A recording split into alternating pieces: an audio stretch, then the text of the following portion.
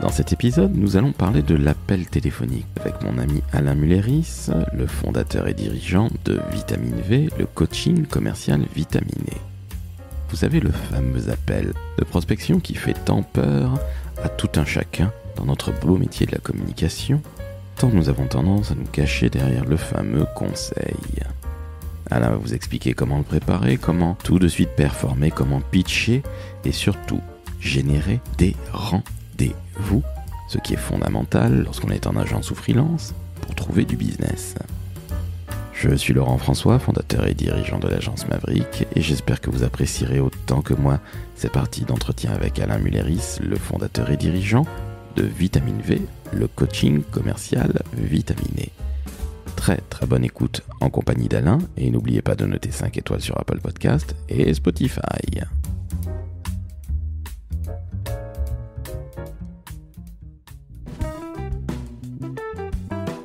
Le décodeur de la communication, un podcast de l'agence Maverick.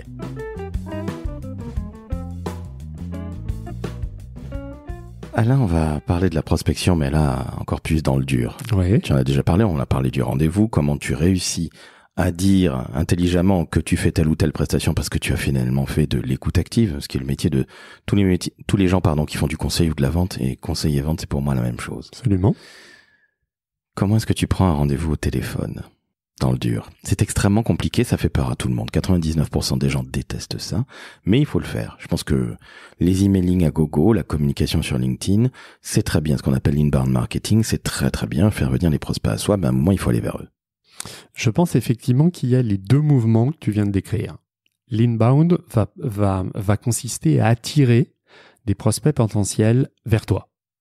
C'est génial et c'est aujourd'hui totalement indispensable. Pour moi, c'est nécessaire, mais c'est pas suffisant. C'est-à-dire que quand tu es commercial, quand tu as ton agence de communication, c'est génial d'avoir des appels entrants. Néanmoins, il y a une difficulté avec l'appel entrant, c'est que c'est impossible de le quantifier. Quand mon téléphone sonne et qu'on me dit « Monsieur Mulleris, je vous ai identifié et donc voilà mon projet », je suis en général un homme heureux et je saute de joie, mais je ne sais pas si je vais avoir un appel tous les jours, un appel par semaine, un appel par an. Exactement. La plupart du temps, quand tu es dans une toute petite structure, malgré tous les offres faits sur ton blog, sur ton site, sur ta newsletter, etc., et évidemment les réseaux, les appels entrants sont rarement légion. Absolument. Donc, pour moi, l'hygiène de vie, je le redis, c'est de prospecter. C'est-à-dire que tout responsable d'une agence de communication, alors je dis agence de communication, je dirais de n'importe quelle entreprise, se doit de bloquer du temps dans son agenda pour prospecter. Et pour moi, le meilleur moyen pour répondre à ta question, le canal de communication qui est le plus générateur de rendez-vous reste aujourd'hui, de très loin, le téléphone.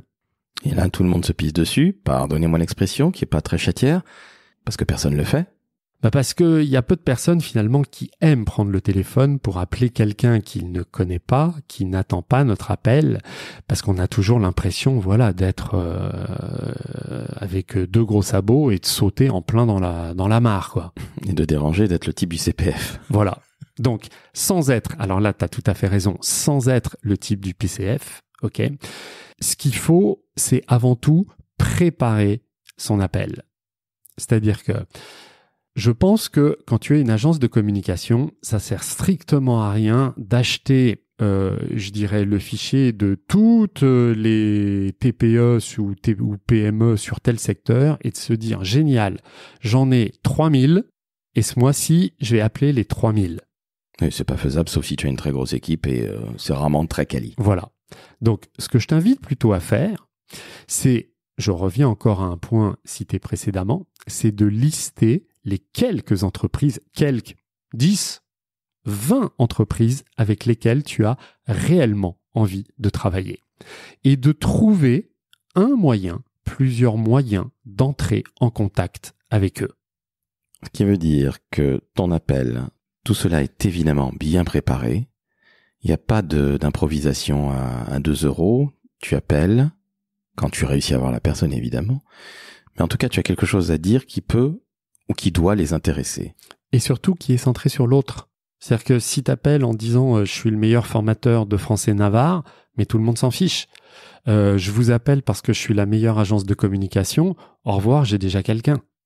Donc tu dois, ton accroche au téléphone, elle doit être centrée sur l'autre. Tu aurais un exemple d'accroche à donner dans ton métier qui peut être transposable dans la com? Absolument.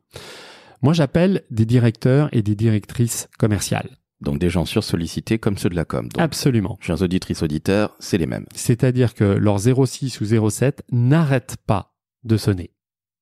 Tu comprends bien que si j'appelle un directeur commercial en lui disant « Bonjour, Alain Mulleris de Vitamine V, je fais des super formations, j'ai ça comme sujet, de la prospection à la fidélisation, etc., etc. » Ça vous intéresse ? C'est un peu la question stupide des jeunes prospecteurs. Vous avez des projets ? Voilà, au revoir. Donc, j'inverse. Je connais moi aujourd'hui la problématique d'un directeur commercial. Et je l'appelle en lui disant « Bonjour, Alain Mulleris de Vitamine V. Déjà, je suis ravi de pouvoir échanger avec vous.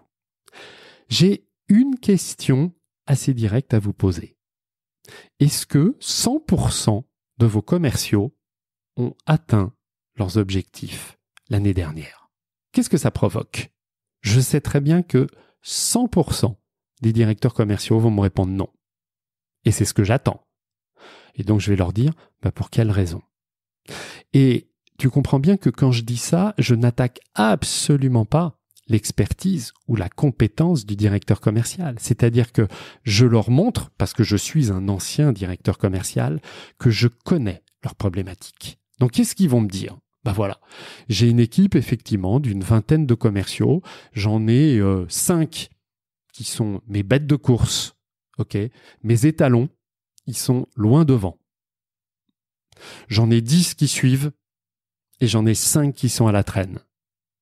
Ok, c'est ce que je veux entendre. Et je vais lui poser la question suivante. Qu'est-ce que vous comptez faire pour les 5 qui sont à la traîne? Tu vois? Et à force de poser comme ça des questions ouvertes, qui sont finalement hyper directes, mais qui montrent que je comprends totalement son point de douleur, le directeur commercial va me livrer un certain nombre de clés et moi je vais l'amener à « Écoutez, cher monsieur, chère madame, maintenant ce que je vous propose, c'est un rendez-vous. » Lorsque tu arrives à avoir ces dirigeants, oui, que tu leur poses ces questions qui sont, straight to the point, comme diraient les Américains. Yes. Et je trouve ça très très bien, ça va droit au but. Quel est ton taux de concrétisation? Tu arrives à avoir combien de rendez-vous? En général, on considère qu'il y a un 20%. Ce qui est déjà très très bien, on est d'accord. Et oui, parce que c'est préparé, parce que comme moi je suis un ancien directeur commercial, quelque part, je dirais mon interlocuteur, mon interlocutrice peut tout me dire, peut me poser n'importe quelle objection. On va dire qu'aujourd'hui, je suis suffisamment rodé et surtout, mentalement, je sais qu'il va y avoir à ce moment-là un grand nombre de refus et je l'accepte. Et quand quelqu'un me dit non au téléphone, même si j'essaye de creuser et on reste sur le non, ça ne me touche que très très peu. C'est-à-dire ce n'est pas un refus personnel. Ça fait partie du jeu et il faut quand même savoir qu'au moment où on va faire de la prospection téléphonique, c'est le moment de la vente où il y aura le plus de refus. Donc je l'accepte et je sais que même si quelqu'un me dit non, je raccroche et je reprends mon téléphone pour appeler un deuxième, un troisième, un 10e prospect, mais à chaque fois, mon accroche sera différente, sera ciblée, sera personnalisée. Ce qui veut dire qu'il y a une énorme préparation, comme on le disait. Absolument. Le temps de préparation est d'ailleurs plus long que le temps de l'action, comme sur un sportif. C'est exactement ça, tu cours le 100 mètres en 10 secondes, mais sauf que tu t'es préparé pendant des années. Absolument. Une question qui est toute bête.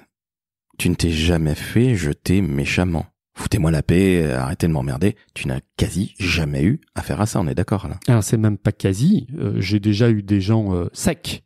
Ça évidemment j'en ai eu. Mais des gens qui m'ont jeté comme un malpropre, non. Nous sommes bien d'accord, nous sommes quand même dans un pays civilisé. Donc je m'adresse à celles et ceux qui ont des agences de communication, qui sont des commerciaux en agence de com, ou tout simplement des gens qui font de la com, des freelances également. Quand vous passez un petit coup de fil de prospection, D'ailleurs, pas un petit coup de fil, parce que les petites journées, c'est pénible. Quand vous passez un coup de fil de prospection, vous n'allez jamais vous faire jeter méchamment. Les gens qui vont vous insulter, ou ci ou ça... J'ai jamais été insulté au téléphone, jamais. Dark Vador n'existe pas. Mais non, il y aura bien évidemment un accueil qui peut être froid chez certains, et c'est tout à fait normal. En agence de communication, je suppose que de temps en temps, vous êtes en train de bosser et votre téléphone sonne. Si vous répondez et que à l'autre bout, il y a un commercial qui appelle, lui, il y va. C'est-à-dire que vous êtes en train de lui donner un feu vert, un go. Moi, quand j'appelle et que l'autre décroche, je prends le fait qu'il décroche comme « Alain, t'as le droit maintenant de pitcher, t'as le droit maintenant de faire ta prospection ». Si l'autre est en train de travailler sur un dossier stratégique, s'il est en réunion, évidemment, il ne décroche pas et je tombe sur sa messagerie, sur son répondeur téléphonique. Tu lui laisses un message? Alors, je lui laisse un message ou pas, mais moi je lui laisse un message. Je vais lui laisser un message évidemment extrêmement bref, sans lui indiquer je dirais pourquoi je l'appelle, puisque c'est normal. Si je lui dis « Hey, je suis Alain Mulleris et je t'appelle pour te vendre des formations », vous comprenez bien que le mec, il va vite bloquer mon numéro. Donc tu lui laisses quoi comme message, tiens? Je lui laisse « Bonjour, Alain Mulleris de Vitamine V, je vous rappellerai demain ». Voilà, tu ne lui demandes surtout pas de te rappeler. Mais de toute façon, personne ne le fait. On est d'accord, les gens n'écoutent même pas leur message. Voilà, mais simplement, je lui laisse mon nom pour qu'il commence à l'enregistrer. Tu es déjà dans une stratégie d'inbound marketing parce que la plupart du temps, on n'arrive pas à joindre les décideurs, c'est difficile. Ah, c'est clair, il va falloir s'y reprendre à plusieurs reprises. La patience, comme on disait.